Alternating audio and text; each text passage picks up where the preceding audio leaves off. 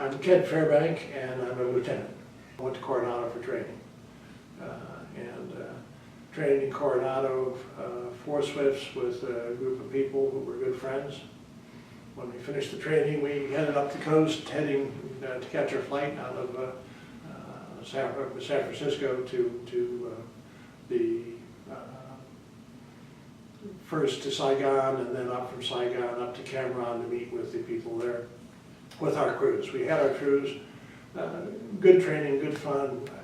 The other officers were a fine group of people. I liked my crew from the beginning. Sat them down and said, look, we're liable to be in combat, so let's be the best crew that's over there. Worked at it, and they were, I think. I really believe it. So we drove up the coast with 3 other officers, got involved in a forest fire where, having had a lot to drink, they kept telling me, the fire department, that I had lots of experience in fighting fires and they should send me back on the fire. And the fire department finally said I would probably blow up from alcoholic fumes, but made it to San Francisco, flew out and flew into Saigon originally. I remember staying in the BOQ, and there was a rocket hole, a big hole from a rocket that had hit the wall. Strangely enough, I'd been in Saigon in '64 when I'd been traveling on a fellowship, so it was interesting going back and seeing the change. There were 16,000 people there when I was there in '64, and when I went back this time there were a lot of people. Flew up to Cameron, went in for the briefings with the Admiral Hoffman, Commander Horn, who was Kazran 1, Coastal Squadron 1. Told the stories and told me we're going to get them the whole bit. At that point, the boats were patrolling off the coast, so you know the stories of how we're going to get them were a little obscure as far as we were concerned, but whatever. Flew from there. Our group split up. I was assigned to Cat Low down at the top of the delta, and flew from there down to Saigon again, and then back into Cat Low, which had Vung Tau had an airport. I met at the airport and driven up, and was assigned, and my crew was there waiting. Was assigned a boat. I met some of the people there. Jim Barrett, who was operations officer, who remains a good friend, as many of the other officers do, and went off on my first patrol with the crew with another officer. All coastal patrols then. Fortunately, it was calm weather, as we came to discover later where it was fortunate. And we were assigned patrol areas. We would go off in the patrol areas and seeing back and forth, looking for penetration, watching the Coast Guard off the coast. It was incredibly boring in many respects. Despite word from the commanding officer, we had been told about the set of water skis that were passed from boat to boat on patrol. We were told that the division commander at the time, not Struley came in later, but when we had inspected for bathing suits, so there were no bathing suits, but we would occasionally toss a concussion grenade off the side of the boat and go for a swim, leaving one man on manning the radios, and then come back on board and stream up the coast with everybody standing on top of the pod house to dry off, which led to the theory that perhaps nudism might solve the war. It seemed to have a nice effect on the fishing fleets, but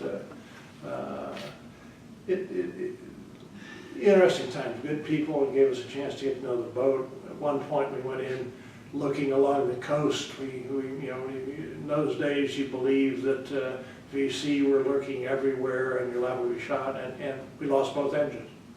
Had to drop anchor, and we were very close to the coast, and so scrambled. Had a great engineman who worked for about 3 hours taking it apart, putting it together, and the normal culprit mentioned whenever that sort of thing happened was bad gas. Yeah, what's wrong with bad gas? He got it going. So that was sort of our orientation beginning. After that, we went back to back in Cat Low, and we were assigned to run off an LST down off the southern, farther south.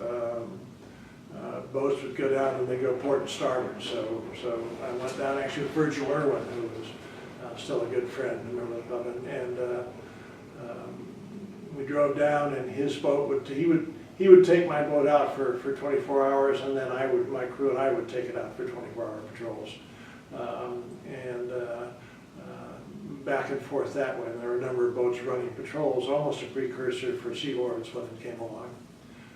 There was a period when the VC troops were coming in for a sweep of an island in the middle of the river, which amazed us because we were patrols along the side to make sure everything was all right.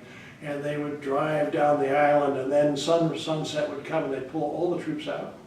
And then they'd come back and put them in exactly at the point they'd stopped before and drive a little farther.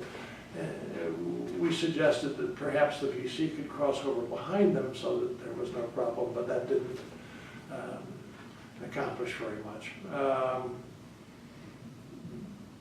Series of call signs developed at that time. We would meet with the people, rendezvous, and do things. There was some competition in cooking early on. I had friends send me over one of my great loves, cans of Cross and Blackwell black bean soup with sherry, and my crew was quite proud that they were the only crew that ate black bean soup and sherry on patrol.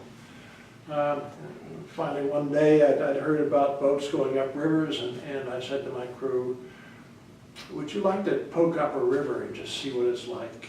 And I said, you know, we could say it was hot pursuit, as everyone does, and see what's going on. And my crew all said no. I said, good, we're going. And so we did, in fact, poke up the river and came around the bend, and there was a sampan, and they threw a grenade in that, and came around, and there was a village, and we were across a fairly good distance from the village, and no one in the village we could see, and then there was what sounded like a firecracker, and there was a splash in the water. And I said, Christ, they're shooting at us. So we turned around, we ran rather quickly out of the river, and that was our first adventure in terms of getting shot at and having fun. It was the only time the boat was ever hit, by the way, too. It caused a gouge in the bow. It didn't penetrate it, but the ricochet had come up and hit the bow and gone off it apparently. We had lots of bullets and rockets go around and over the boat, but none ever hit the boat after that.